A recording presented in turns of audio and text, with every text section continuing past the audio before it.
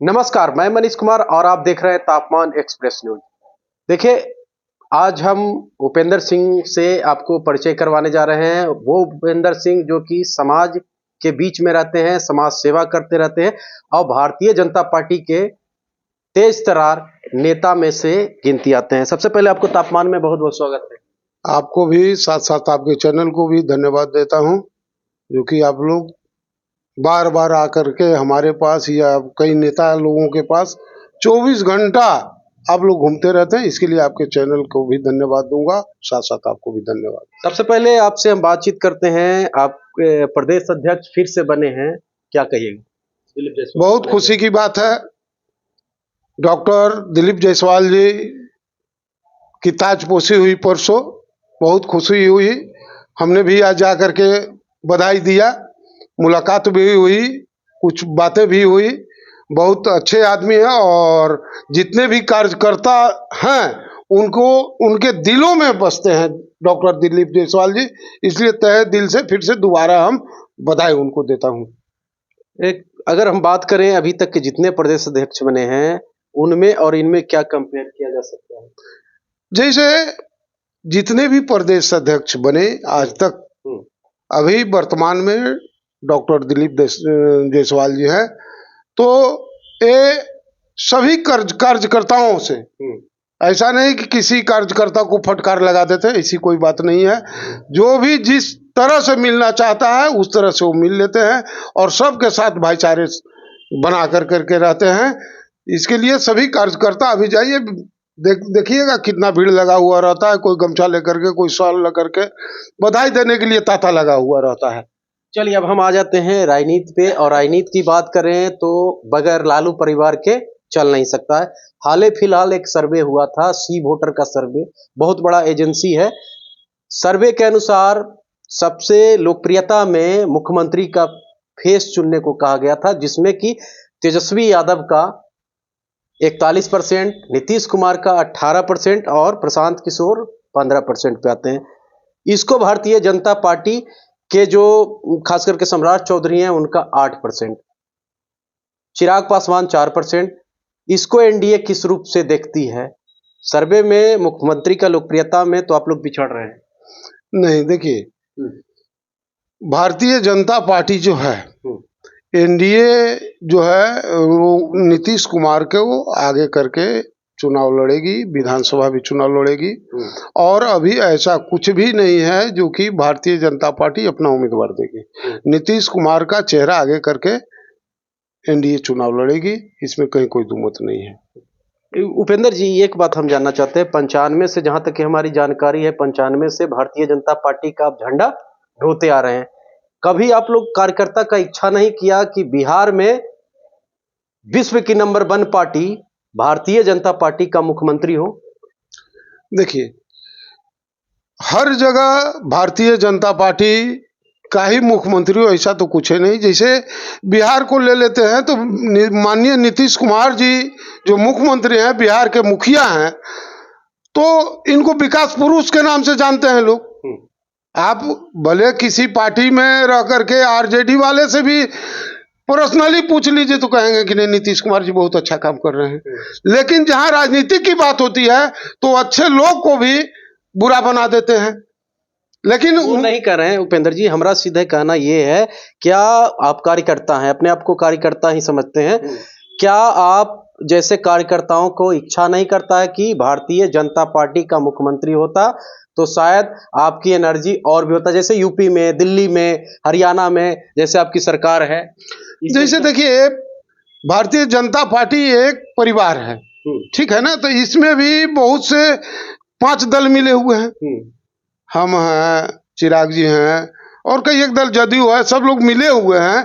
तो हर एक किसी भी दल का मुख्यमंत्री जो होता है वो मुख्यमंत्री भारतीय जनता पार्टी का है, एनडीए का है।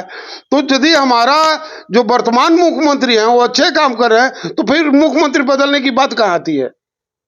तो क्या माना जाए कि इस बार 2025 में नीतीश कुमार ही मुख्यमंत्री बनेंगे? आपका तो केंद्रीय नेतृत्व इस पे चुप है, क्योंकि अमित शाह ने साफ शब्दों में कह दिया कि इसके बाद हम लोग बैठ करके जो एनडीए के घटक दल हैं उसके बाद फैसला करेंगे। दिलीप जायसवाल उनको भगवान बताते हैं। सम्राट चौधरी जो हाल फिलहाल मुरेठा की बात जो कर रहे थे कि मुरेठा तब खोलेंगे जब तक कि नीतीश कुमार को गद्दी पर से नहीं हटाएंगे, तो सब तो आप लोग हवाबाजी में चल रहे हैं। देखिए, भारतीय जनता पार्टी के हवाबाजी कुछ नहीं है। माननीय उप मुख्यमंत्री सम्राट जी बोले थे तब की बात थी, ठीक है ना। ये राजनीतिक दल है, राजनीतिक पार्टी है। तो मान लीजिए कि अभी यदि हमारे मुखिया माननीय मुख्यमंत्री नीतीश कुमार जी हैं, तो भारतीय जनता पार्टी या एनडीए सरकार जो है, जो माननीय नीतीश कुमार जी को ही आगे करके चुनाव लड़ रही है। लोकसभा तो महाराष्ट्र में भी आप लोग शिंदे को आगे करके चुनाव लड़े थे, अब फिर हटा दिए थे। क्या वही फार्मूला यहाँ भी लागू कीजिएगा? नहीं, ऐसा कुछ नहीं है। बिहार में सब कुछ ठीक ठाक है, कहीं से कोई। महाराष्ट्र में गड़बड़ था? नहीं, महाराष्ट्र भी गड़बड़ नहीं था, लेकिन मान लीजिए कि यदि हमारा सब कुछ ठीक है बिहार में, तो फिर कैंडिडेट बदलने की जरूरत। मान लेते अगर सीट आप लोग को ज्यादा आ जाएगा तो क्या फिर से नीतीश कुमार को मुख्यमंत्री बनेंगे? फिर से नीतीश कुमार मुख्यमंत्री बनेंगे, इसमें कोई दुमत नहीं है। कंफर्म हो चुके हैं? एकदम कंफर्म है, फिर से नीतीश कुमार। अगला चेहरा नीतीश कुमार ही है कि लॉलीपॉप दिखा करके नीतीश कुमार? सवाल ही पैदा नहीं हो सकता है, सवाल ही पैदा नहीं हो सकता है। भारतीय जनता पार्टी, देखिए, धोखेबाजी। आरजेडी तो कह रही है कि दीमक की तरह खा जाएगा भारतीय जनता पार्टी जदयू को। आरजेडी तो कुछ बोलने के लिए स्वतंत्र है, वो उनका है, तो उनसे जाकर के आप पूछ सकते हैं कि वो क्या चाहते हैं। मान लीजिए कि आरजेडी को किस तरह से लोग देखते हैं, ये आप भी जानते हैं, हम भी जानते हैं। तो फिर हमारा जो मुख्यमंत्री है और चहुमुखी विकास जो कर रहे हैं, तो भारतीय जनता पार्टी क्या चाहती है? विकास चाहती है। हमारा जनता जो खुश है माननीय मुख्यमंत्री जी के काम से, तो फिर किसी को बोलने और कहने से थोड़ी कुछ होने वाला है। आज देखिए, कोई ऐसा गांव नहीं बच गया कि जहां रोड नहीं पहुंचा है, कोई ऐसा घर नहीं है जहां की बिजली नहीं पहुंच पाई है, ठीक है ना। आप पटना राजधानी का ले लीजिए, आज जो है कितना सुगम रास्ता, पुल पुलिया इतना निर्माण कर दिया गया कि एक दूसरे से 10 मिनट के अंदर टाउन से बाहर कहीं भी हो जा रहे हैं आप। तो ये सुविधा यदि सब कुछ मिल रहा है, तो फिर नया चेहरा लाने की जरूरत क्या पड़ रहा है? चलिए, विकास की आपने बात किया, जिक्र किया, तो तेजस्वी यादव भी कह रहे हैं कि अब चचा बूढ़ा हो चुके हैं और भारतीय जनता पार्टी जो है वो कहीं ना कहीं चचा को निगलने में लगी हुई है। चचा को, जदयू को खा जाएगी भारतीय जनता पार्टी। अब आ जाते हैं, तेजस्वी यादव का साफ कहना है कि यदि हमारी सरकार बनती है तो जिस प्रकार से झारखंड में प्रत्येक महिलाओं को खाते में 2500 रुपया देने का काम कर रही है हेमंत सोरेन सरकार, उसी प्रकार ये एक योजना लेके आए हैं, माई बहन मान योजना। उसके तहत हर महिलाओं के खाते में 2500 देने की बात कर रहे हैं तेजस्वी यादव। 200 यूनिट बिजली फ्री, वृद्धा पेंशन 400 से बढ़ा करके 1500। क्या कहिएगा? देखिए, ये सब जो है आडंबर वाली बात है। 2000 या 2500 रुपये आप लाइएगा कहाँ से? कितना देना पड़ेगा? आज आप लोग भी तो दे ही रहे हैं मध्य प्रदेश में लाडली। आज आप झारखंड की स्थिति जाकर के देख लीजिए क्या है। मध्य प्रदेश में आप लोग भी तो दे ही रहे हैं ना, लाडली बहना के तहत। तो वहां तो और व्यवस्था है ना। सरकार चलाने के लिए कहीं से कहीं आप घर चलाते हैं या ब्लॉक चलाइएगा, जिला चलाइएगा, तो उसके लिए अमाउंट की जरूरत है ना। पैसा आप कमाइएगा तभी परिवार चला सकते हैं। पैसा है नहीं और परिवार को कहां से चला पाइएगा आप? तो जो फंड रहेगा उसी में से करना है ना। अनर्गल सत्ता को हासिल करने के लिए यदि आप कुछ बोल देते हैं तो ये तो आपकी सोच है। जो शिक्षित लोग हैं, जो समझदार लोग हैं, वो तो समझते हैं ना कि लॉलीपॉप दिखाने से कोई फायदा तो होना नहीं है। कहां से दे देंगे पैसा? चलिए, अब हम आ जाते हैं अंतिम सवाल पे आपसे। 95 से आप भारतीय जनता पार्टी का झंडा धो रहे हैं। बहुत सारे आपके कार्यकर्ता हैं, आपको चाहने वाले हैं लोग कुम्हरार में। वो कह रहे हैं कि इस बार उपेंद्र सिंह को चुनाव लड़ने के लिए कहिए, आप लोग कहिए, मैंने हम लोग मीडिया जैसे लोगों से बोल रहे हैं कि कहिए, समाज को सेवा करते हैं। क्या इस बार आप ही की सरकार है, खास करके आप ही के विधायक हैं, क्या उनका टिकट कटवा करके उपेंद्र सिंह चुनाव लड़ेंगे? देखिए, हमारा तो ऐसा कोई है नहीं कि हम फलाने जगह से ही चुनाव लड़ेंगे। जो सीट भारतीय जनता पार्टी शीर्ष नेतृत्व को लगता हो कि यहाँ हम कमजोर पड़ेंगे तो उसको हम मजबूत करने का काम करेंगे। भारतीय जनता पार्टी, आप कुम्हरार ले लीजिए या बांकीपुर लीजिए, कहीं भी राजपूतों की संख्या शहरी क्षेत्र में कम नहीं है ना। तो एक ये कहा जाता है कि कुम्हरार मिलेगा तो हमको सुविधा हो जाएगा। कुम्हरार में ज्यादा आप सेवा कर रहे हैं, लोग कुम्हरार भी घूम रहे हैं, अपने जिला भी घूम रहे हैं। ऐसा नहीं है, हम तो 89 से पटना में हैं, करीब करीब 34-35 वर्षों से जनता के बीच में है। हर एक जनता के दिल में बसे हुए हैं हम जा करके।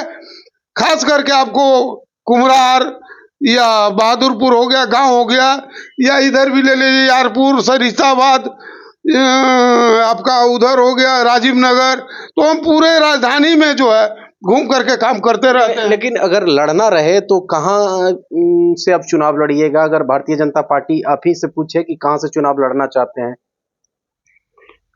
यदि हमसे पूछेगी तो हम तो कुम्हरार बतला देंगे हमारा जो सुविधा। इसलिए कुम्हरार की जनता ने हम लोग से भी कहा था कि उपेंद्र जी को कहिए चुनाव लड़ने के लिए, हम लोग उनके साथ हैं।